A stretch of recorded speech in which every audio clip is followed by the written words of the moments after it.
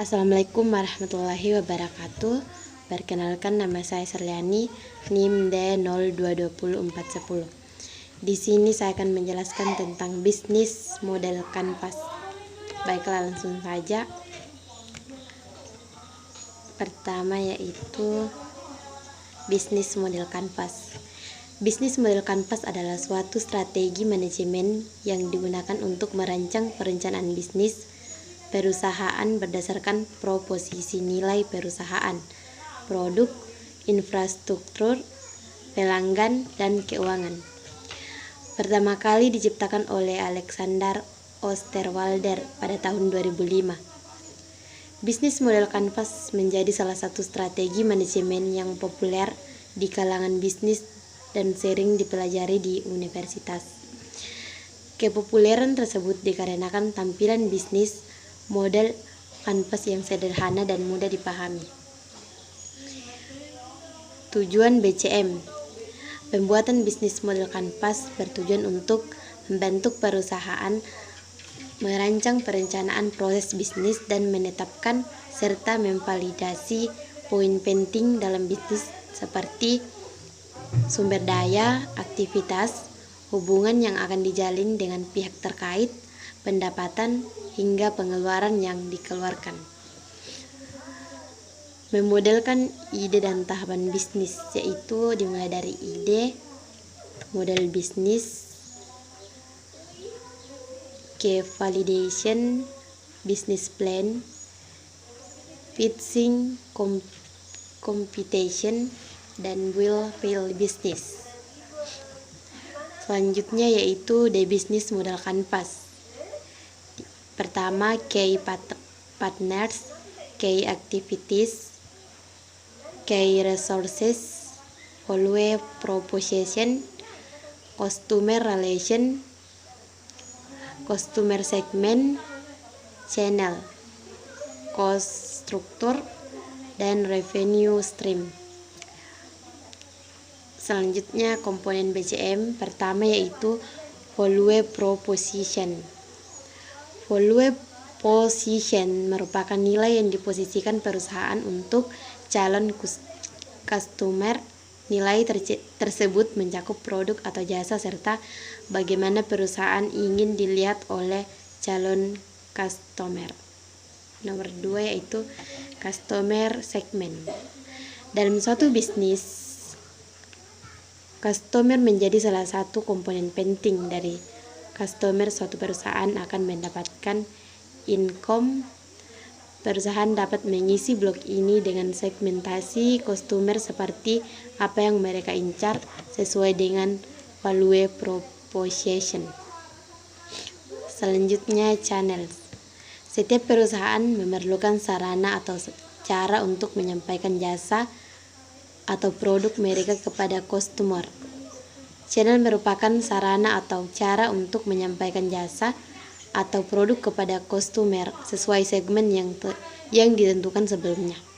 Selanjutnya, customer relationship.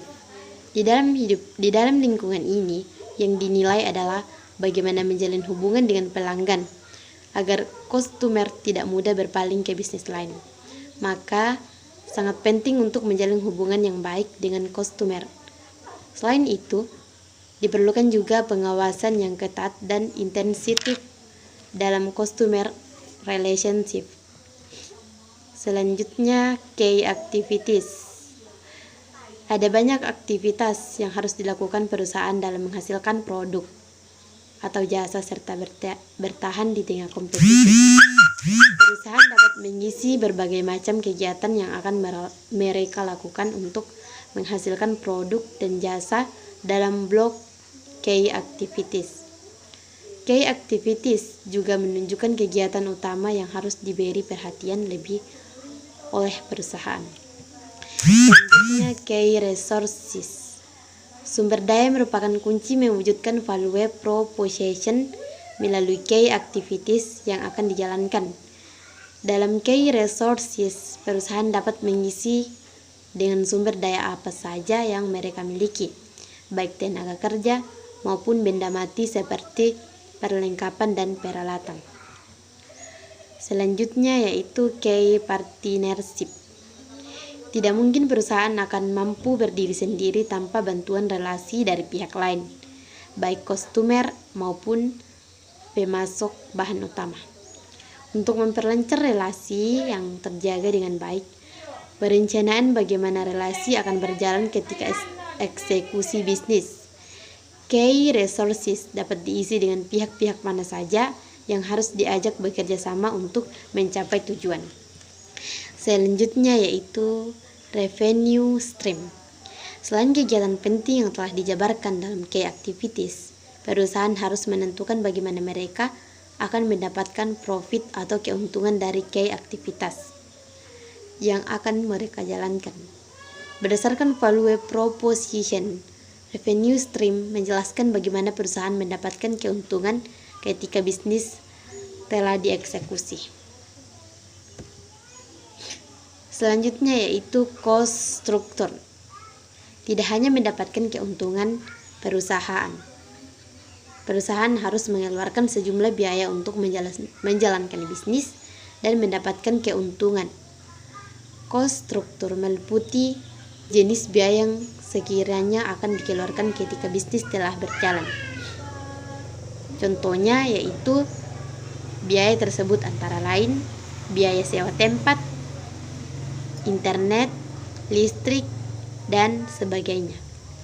Dengan pengelolaan pengeluaran yang akurat, bisnis akan lebih efisien dan terhindar dari risiko kerugian. Selanjutnya yaitu manfaat dan kelebihan bisnis model kanvas. BCM menjadi populer tidak hanya di perusahaan besar yang mapan, namun juga populer di kalangan entrepreneur dan juga intrapreneur dalam memetakan, menganalisis, validasi, dan melakukan inovasi di model bisnis yang telah ada. Secara mendasar, sebagai praktis, saya menemukan ada tiga manfaat utama dari BCM, yaitu fokus, fleksibel, dan transparansi. Fokus yaitu salah satu hal yang paling saya rasakan dengan membuat bisnis model kanvas ini adalah mampu menajamkan fokus dan membuat kejelasan mengenai model bisnis yang diajukan, ketimbang membuat rencana bisnis yang tebalnya berhalam-halaman. Fleksibel. BCM sangat bermanfaat karena mudah dimodifikasi dengan tetap memberi pandangan secara menyeluruh terhadap model bisnis. Ketiga yaitu transparansi. Sebagai pendiri beberapa bisnis, BCM seringkali saya gunakan untuk mengomunikasikan visi dan model bisnis kepada tim. Dan dengan BCM, tim menjadi lebih mudah mengerti apa bisnis di organisasi.